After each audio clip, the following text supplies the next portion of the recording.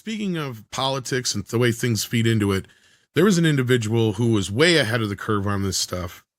In fact, I mean, most people, when you think of an interracial kiss on television, what's the one that comes to mind first? Probably Star Trek, right? Captain Kirk. Sammy Davis Jr. kissing Archie Bunker. I knew you were going to pick that one, Paul. So here you go. On three, okay? 1, 2, 3. The most famous interracial kiss, I will argue alongside you, Paul, right there. There you go. And one of the men responsible for this, we sadly lost today. And I know we've got a writer on the panel with us today, a television executive on the panel today, and me, even a somewhat half-assed writer and television lover who grew up with this show, and Norman Lear, a man we lost today at 101. So we can't say that he didn't live a long life. Yeah, loser. Definitely made an impact. But what he did exactly, Script, there, I think that it's easy to say that I don't think anybody had more of an impact on television than this man right here. Sure, there's plenty of people we could argue and bring into the conversation, but man, I mean, Norman Lear did it all. So I'm going to leave you first, Paul, to kind of talk about this since you're the elder of the group here.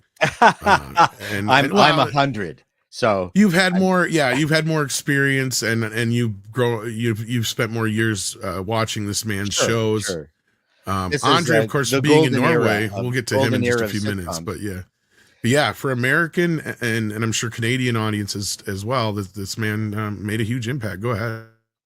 Well, I mean, I think most people who watch sitcoms and enjoyed sitcoms love Norman Lear, or if they don't know who was behind the shows, but All in the Family, you had Maude, you had the Jeffersons. Mary Hartman. Yeah, which actually was my favorite of all the shows that he was involved in. I mean, again, involved in, he didn't write Mary Hartman. And then created a ton of shows, though. The spinoff of Mary Hartman, which was hilarious. The name of the town. Fernwood Tonight. Fernwood Tonight. Which was brilliant. Brilliant. Absolutely brilliant show. So, and very experimental. So the man was either lucky or powerful enough to have had to be able to put on an awful lot of varied shows. He was kind of like the Chuck Lorre of the era, except more talented. And terrific integrity. All in the Family was a spin-off. I don't know if he licensed it, but that was based on a British show called, I'm pretty sure they did, Till Death Do Us Part. But he found a way to create a show that plugged into the zeitgeist of the United States at that time. I mean, and again, a lot of, I can't tell you how important timing is, because you have your own personal tastes as a creative person. And when they gear up, when the gears mesh with what the population wants to see, then you get a magical effect, which is one of the things why old comedians aren't meshing anymore. Although the man just kept on creating stuff and influenced, many of the new sitcoms. So, yeah, Norman Lear was a fantastic individual. I don't think there's one bad story about him. There's no hugging. Not that I can think of. No hugging story. As much of an activist as he was, yeah, it's surprising. He was an activist. He really was. But if you watch All in the Family, it wasn't so brutally on the nose. And it looked at both ends of it, right? Yeah. I mean, and yes, and that one scene with Sammy Davis Jr. That was Sammy's idea. No. He insisted on doing that, and CBS found that fairly controversial. And CBS being a fairly conservative network, there was a good chunk of the network south of the Mason-Dixon line that didn't air that show. Mm-hmm. So yeah, I mean, and you'll also notice that in his shows, the laugh tracks were not oppressive. I guess primarily because it was in front of a live audience, and they did. I don't know how much sweetening they did. I'm sure they did some. But you listen to The Big Bang Theory right now. Holy smokes! I never thought it was horrible, but it's oppressive. So many dead people.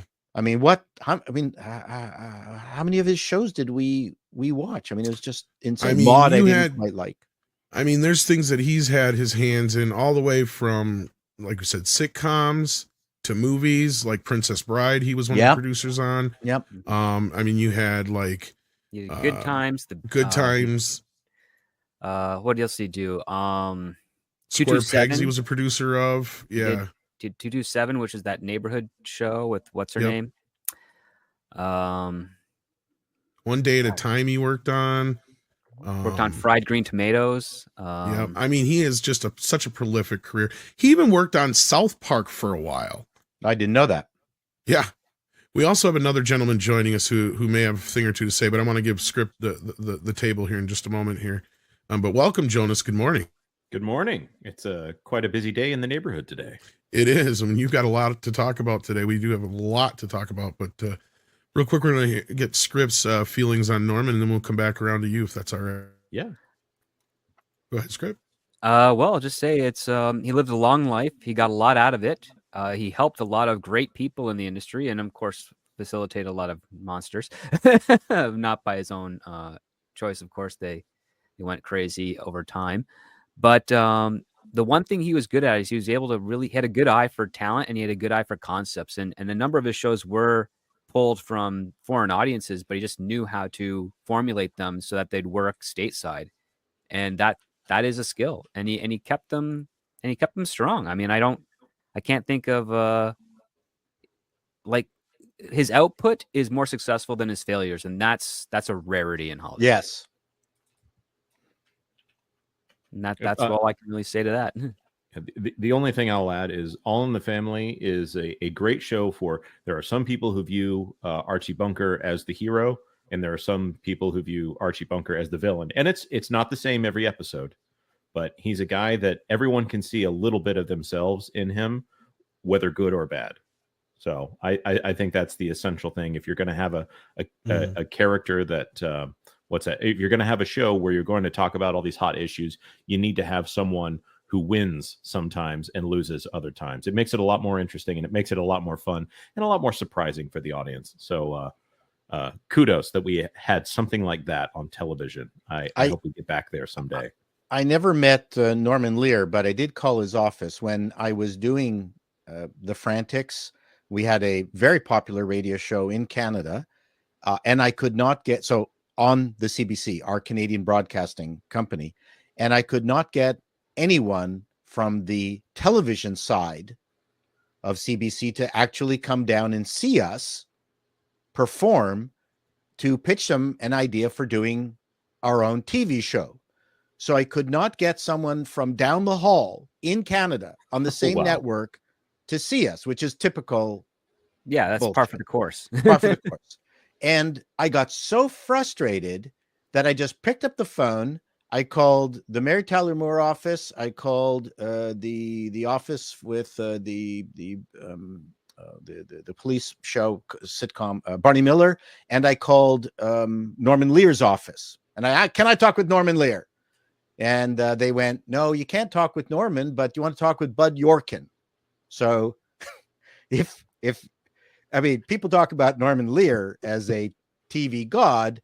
Bud Yorkin might be like the second person that no one would have heard of, but I got Bud Yorkin on the phone. Bud Yorkin, okay, worked on Maude created Sanford and Son, worked on obviously on all of most of the sitcom. Which is another one Norman worked on as well, was Sanford and Son. And the thing is, I said, well, I'm coming down to Hollywood. Can I have 15 minutes of your time? And he went, yeah, but bring a bag lunch. Here's the time. Here's the day. And so I could not get anyone in my own frickin' country, our little, government run bureaucratic television network, but I could phone Mary Tyler Moore, and I got Stan Daniels, a Canadian expat from Mary Tyler Moore, a hero of sitcom, and I could get Bud frickin' Yorkin on the phone. So that's as close as I got to Norman Lear. The one thing what was great about Hollywood at that time is that, they were busy, but they were also afraid that they were going to miss the next hit. So they would take your meetings. Now, you don't become a gadfly and an asshole, and then you get a reputation and no one will see you. But initially, you know, I mean, that was one of the fun things about, you know, Hollywood in the time that I spent there. So anyways, that's as close as I got to Norman Lear. Was his second in charge, Bud York. That's the best I can do. Well, I mean, growing up, I mean, All in the Family was one of those shows. Like, I mean, I have the big box lots set of memories. Here. I mean, Meathead. it was my dad. It was like his favorite show growing up. We'd always watch it. I didn't get to see like the initial run. I probably caught like some of the Archie's Place when I was But younger. what a cast. Maureen Stapleton. Oh, Archie. And I mean, yeah, he's just been somebody who's been a part of television for ever for me. Almost 70 years. So that's a long time. Forever for me. Like I was saying, class family. Working class family. And the thing about Archie that's interesting is, and I love that because even though I'm pretty sure Norman's political leanings are a little bit more like Mike Stibbick's. He was a Democrat. But he did not make Archie a one-dimensional character. Archie was a very three-dimensional character. Sure, he was wrong a lot of the time. But what he would do was he would show you why Archie feels the way he does. And he would always give a little stinger one way or the other usually it was towards Archie, and Archie was the butt of the joke. But every once in a while, you would understand why Archie is the way he is. And as you said, it would give the audience something to think about, something to talk about. And that was one thing I loved about the way he did that character, was that he was treating him like a person. And that's the one thing that we don't have now, and I think we're missing now, is a character like that to kind of show America, to say, hey, this is your dad, this is your uncle, this is your, you know, your next door neighbor. Sure, they may come off this way, but why? Maybe ask them why. Maybe talk to them. Maybe get to know them a little bit. Maybe understand the world a little bit through their eyes, and then maybe you can understand them a little bit more. And maybe you can change their point of view a little bit, because that was the thing with Archie throughout the entire show, is he was always learning. He's always learning something. That's a very good point. Well, not only that, Jonas brought up, so the technique that Jonas described is called the status game. And that is where one character has a higher status than another, and then the course of that scene, the status flips. And the status flips by way of either the debate, the argument, or the comedy. And one of the things that was kind of interesting here is that it balks at the axiom, you can't teach an old dog new tricks, because that's Archie's journey throughout this entire series, is that it's done very, very subtly, but he's always reset to like a core, but sometimes he'll pull in references from other episodes or other situations that make things more, showing him into more growth. But the one thing that they did is that even though he would mock Edith constantly, one of the rules that they had is that he never did not love her. And that was the other part. Anytime she would do something that he would consider stupid, he got upset by that because it made him doubt what his decision was, and then he would have to bounce back.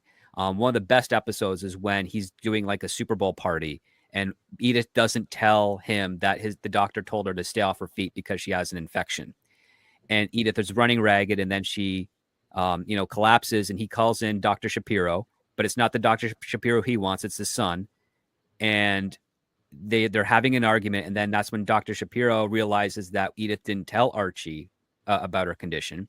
And then he gets so groveling, he turns into like a 10-year-old boy. And then Archie's like, that's okay, little Billy, it's a fine, just go back to home, go tell your dad hi, and all that stuff. And he ends up becoming this, you see him as the real character he is, a compassionate man who, when he learns the details, he actually becomes more of a human and less of a stereotype.